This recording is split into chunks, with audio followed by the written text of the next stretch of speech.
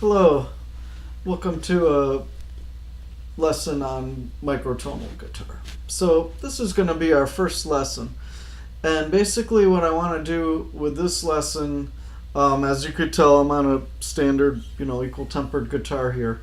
So basically what we're going to do in this lesson is look at scales and intervals, okay? And so gonna take the Mixolydian scale, or dominant seventh scale, so a major seventh scale with a flatted seventh, and we're gonna play that in the key of A, and the key of D, and the key of E. And when we're looking at the keys of D and E, we're going to also then look at how those intervals in those other keys relate back to the parent key of A. Okay, so let's go ahead and get started. So just in, first position, A major here, and I'm gonna go A, B, C sharp, D, E, F sharp, G, A, right? So 1, 2, 3, 4, 5, 6, 7, 1, and then 1, 2, 3, 4, 5, 6, 7, 1. Okay, so 1, 2, 3, 4, 5, 6, 7, 1. Okay, so now let's quickly review the intervals of that scale. Of course, we've got our root, our second, our third, our fourth, our fifth, our sixth, our flat 7, and our 1.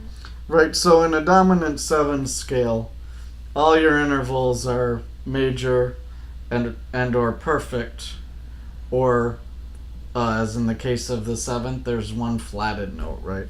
So we've got a root, our major second, our major third, perfect fourth, perfect fifth, major sixth, flatted 7th, and 1. Okay? So now let's look at D. So we're going to play a D Mixolydian scale. So here we're just going to play 1, 2, 3, 4, 5, 6, 7, 1. So just one octave here, right in the middle of the, coming from the root of the D from this parent key scale we were doing, right? So I'm going 1, 2, 3, 4, 5, 6, flat 7, 1. And so now let's think. So what if this is what note was this in the A? This was the 4, right? So the second scale degree is going to be 5. The third scale degree of D is going to be the 6th of A. So the 4th is the flat 7th. The 5th is the root. In other words, the root of your 1 chord is your 5th of the 4 chord, right? And then we've got 6, major, the major 6 here, which would be the 2nd of your parent key. The minor third, which this note doesn't exist in the parent key, but that's a minor third, in relationship to A. And then we've got the 4, right? So here we're going 1, 2, 3, 4, 5, 6, 7, 1, and 4, 5, 6, 7, 1, 2, minor 3, 4, right? And flat 7. Okay. And so now let's take our A dominant 7 or Mixolydian scale, and we've got 1, 2, 3, 4, 5, 6, 7, 1. Okay, and this is 5, 6, major 7. This is this note isn't in the A Mixolydian scale. 8. So the fourth of the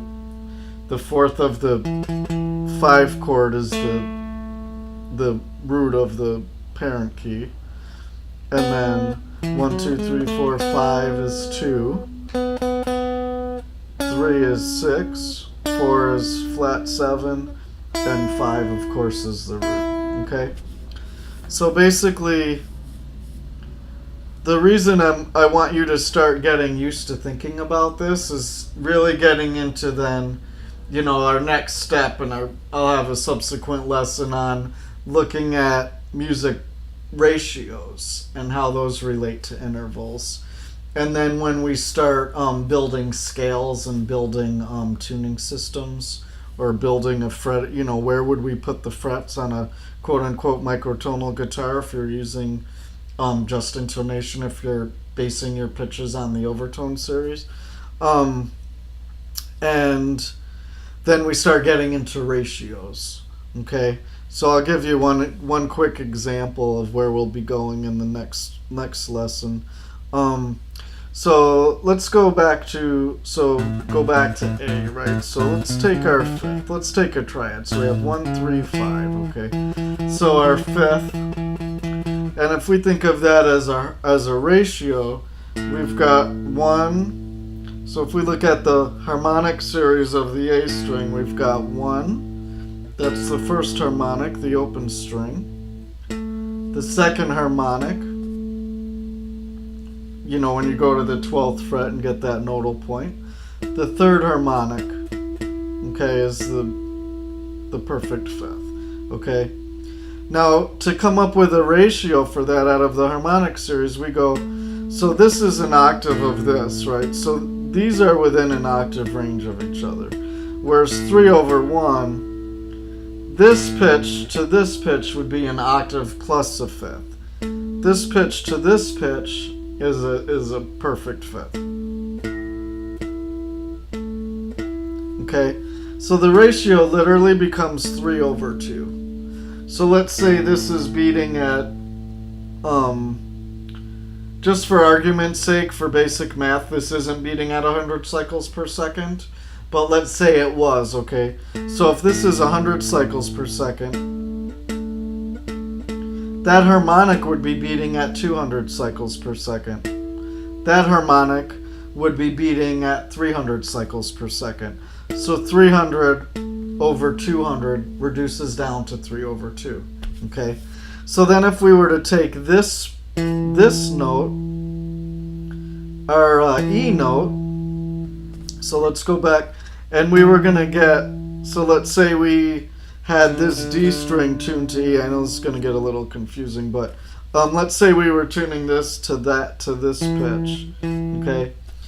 And then we were going to get the 3/2 of that, okay? So if we're getting the fifth of E, we can do it here. Let's just do it on the low E string. So we're in this, we're using the right pitch. So if we go here to E, right? So this is the perfect fifth, the third harmonic, the 3/2 of E. So if we wanted to get, if I'm in A, and I then have 1/1 is our fundamental, okay? So if I have 1/1 times 3/2, that gives me my perfect fifth. And then I go 3/2 times 3/2, which would be 9/4. We bring that 4 up to 8 to have it fit in one octave. So now we have 9/8, and that becomes our ratio for a major second, which the perfect fifth of the perfect fifth is the major second of your parent key, right? So if I'm here and I go 1, 2, 3, 4, 5, right? So here's my from starting on E, 1, 2, 3, 4, 5, and that was my 1, 2, my second of my parent key, okay? So that's how then we're going to start looking at, building on this idea of ratios and what is one scale degree to another scale degree. How does that then relate to ratios? Okay, so look for that in another lesson, my next one that I'm going to post. Or, if you're looking at this in the future, I'll have links to the different, to a progression of lessons as I start posting them.